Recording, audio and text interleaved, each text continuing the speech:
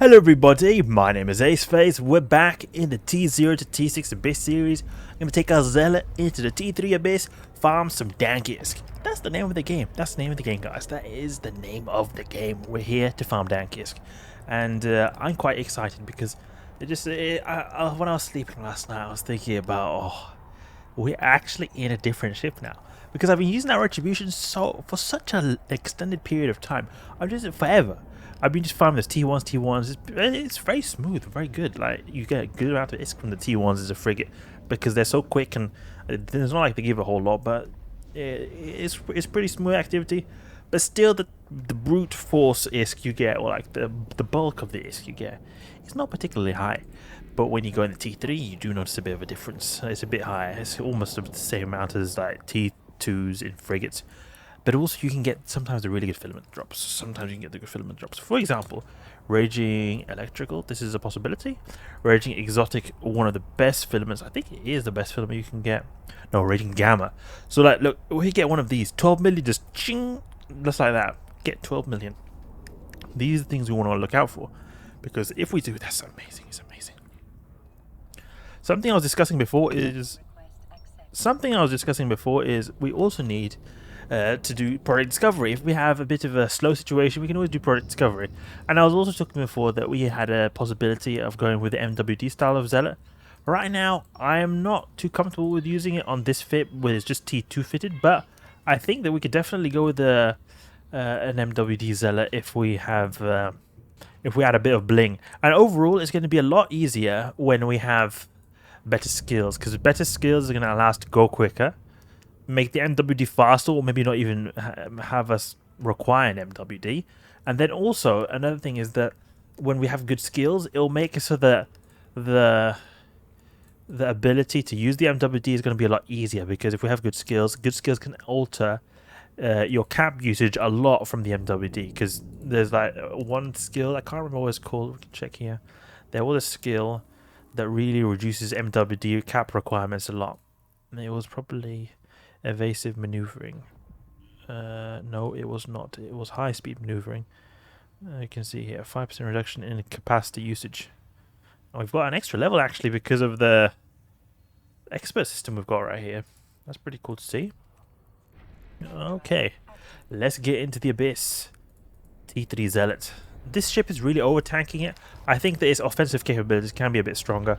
I'm just chickening out a little bit, going with a really tanky ship, but we could definitely do this a lot quicker if we were to have an MWD, maybe even more DPS. We tank so good. We face tank Corpus Tyrannus. We just walk towards Corpus Tyrannus like as if it's nothing. We just, okay, whatever, take a wrecking shot at the faces. Okay, no problem.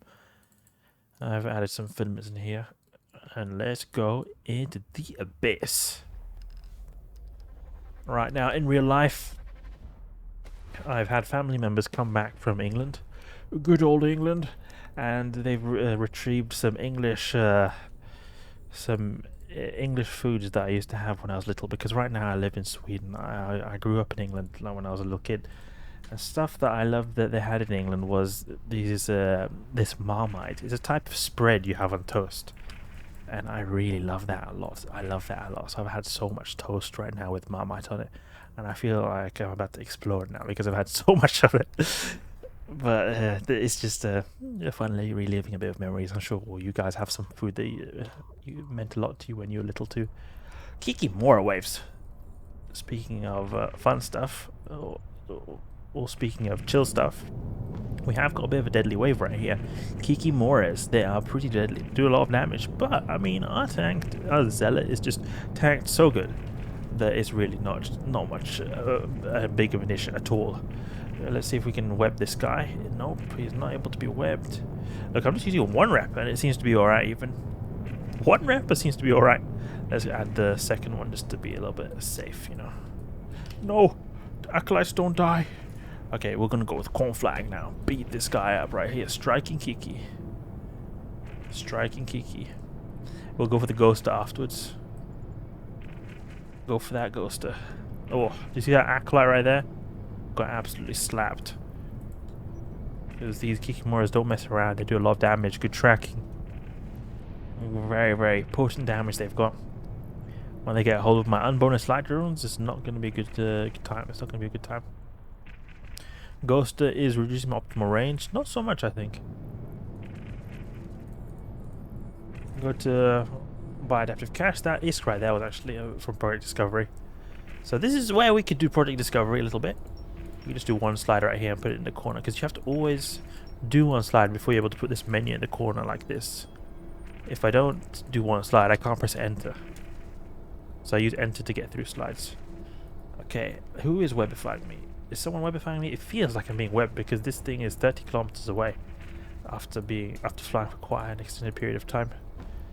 Okay, take him out there. Little Dama. Should be pretty easy. I really want to see the combat capabilities of our character in T4. Because right now, I'm not doing T4 because I feel like we would need to have a bit better skills, a bit better bling to be able to do T4 consistently. But I do definitely think we're able to do T4 if we really want to. We do. I just think what I'm trying to do is I'm trying to do something that's reliable, consistent, and like a bit more safe. So okay, we could do T4, maybe even a T5 if we really had luck. But in the long run, I don't want to risk losing a ship that I spent a long time grinding up for. It would be quite unfortunate to be in such a situation. Especially when you only get 2.5 warping, 2.5 millisc. But that's actually sort of average. You can get better if you get filament drops. That's where the majority of the ISK, I feel, comes from. The good filament drops.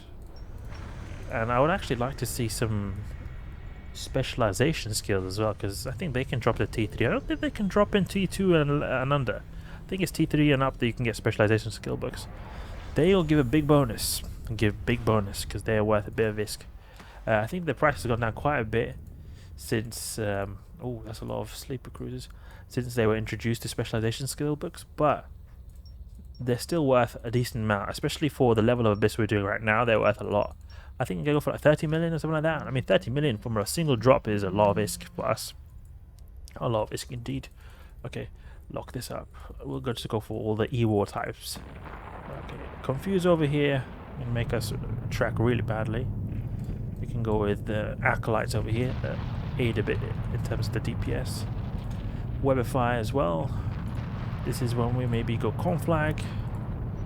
What is the range? Actually, no, we don't. Maybe we go Conflag because they're really close. Pop them there. Now we go drones over here. Do not need to have the drones split up all over the place. Just need to watch that the drones they take damage. Web, please. Web. No, we can't web. Use Scorch. Scorch. I made a bit of an error right here. I should have reset my reactive armor hardener. Always good to do that when you're using reactive armor hardener based ships. Wave to wave, reactive armor hardeners can sometimes cost you a lot of tank if you forget to reset them, because you can encounter a wave that is doing the complete opposite resist profile to what you're doing before. And in those kind of situations, the reactive armor hardener can sometimes just completely disappear and reduce your tank a lot, actually. In certain waves, where you have really like a very specific incoming damage types, reactive armor hardener is an amazing module. For generic damage types, like for example the Charybdis Tyrannos, reactive armor hardener is not a particularly good module. But Triglavins, you get so much more tank when you're using a reactive armor hardener against Triglavins. Okay, this was not good right here. I can't see the UI properly. Never mind, we can just skip that Project Discovery for the time being. You can deploy drones now. Make our way towards transfer conduit. These kind of waves are nice when you're using an Afterburner, because you don't need to have a particularly high amount of speed here. Like if we're using an MWD or Afterburner, this kind of wave would just go as quick, because they're getting on top of us and we're able to do pretty much full damage to them. It's no problem that we're a bit slow in our Afterburner right here. It's completely fine. Okay, we'll go for Scorch now. Pop a little bit, pop. And we webify this guy right here. Conflag. Keep a range 500. Keep it range 500. There we go. Good.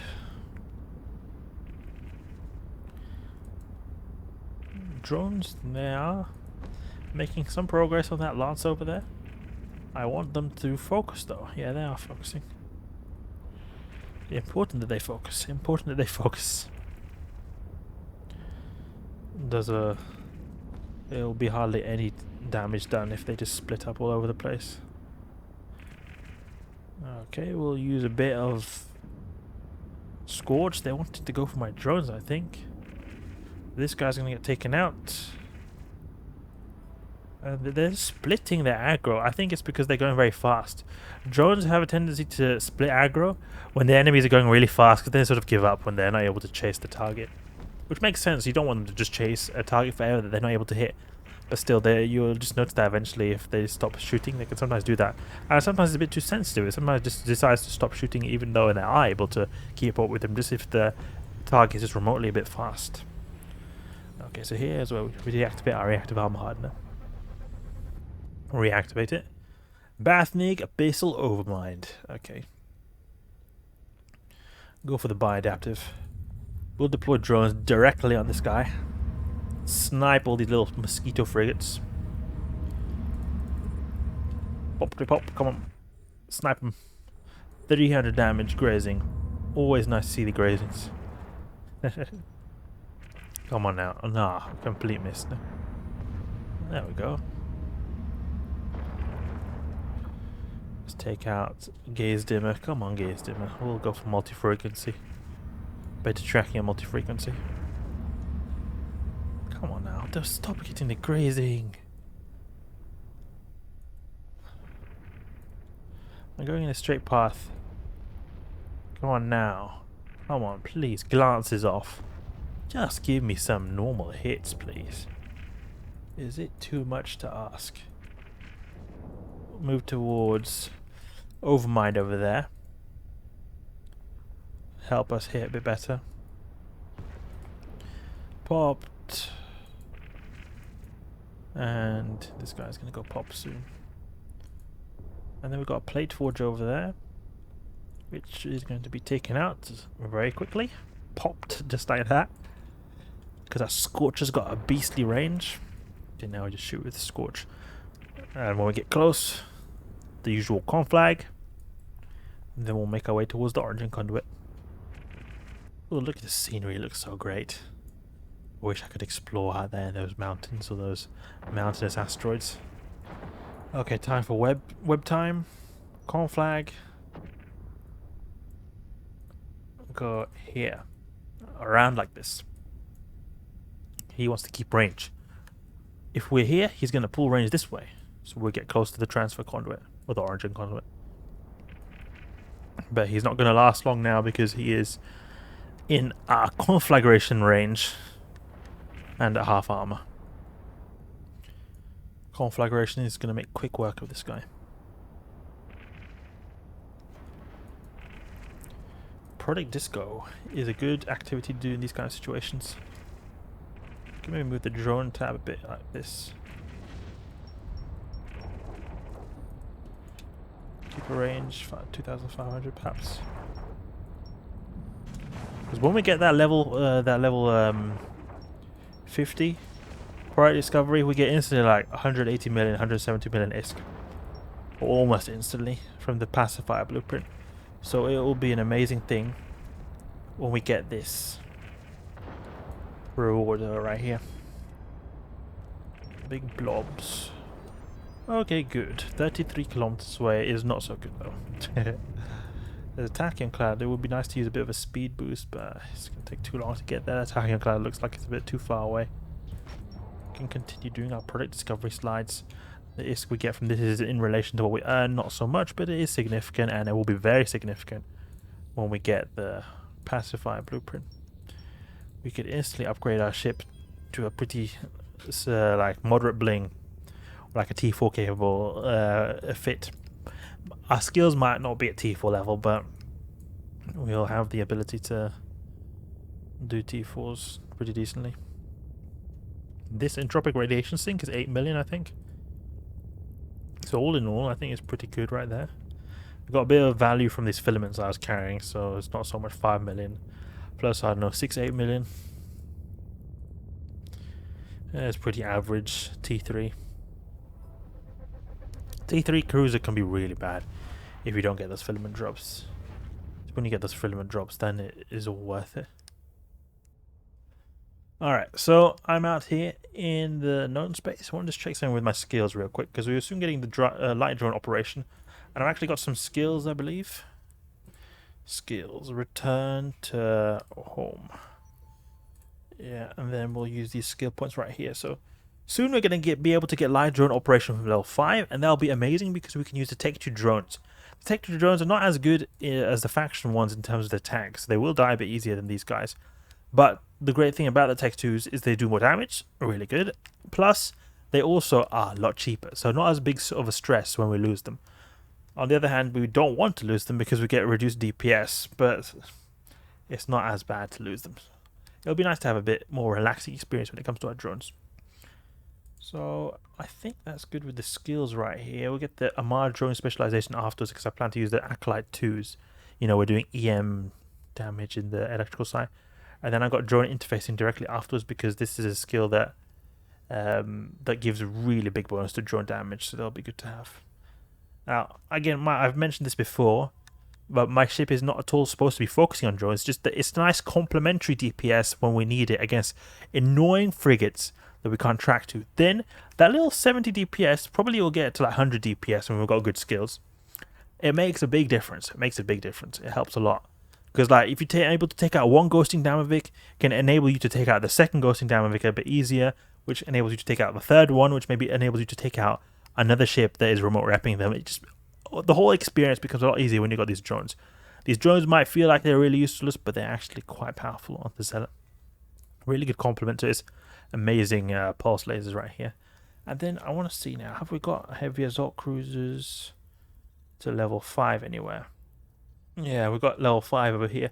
So we're going to be training the drone skills, and then get a few like gunnery skills, navigation, high-speed maneuvering, heavy assault cruise level 5. This is going to be really good. Gives us more damage, more optimal range. That right here gets a decent optimal range bonus from its heavy assault cruiser skill. 10%. But we also get some immediate energy turret damage, which would be great. So I think that's enough for now. I'm going to be farming a bit more later, but for now I want to take a bit of a break. Hope you guys enjoyed. If you did, please leave a like and subscribe. I'll catch you guys later.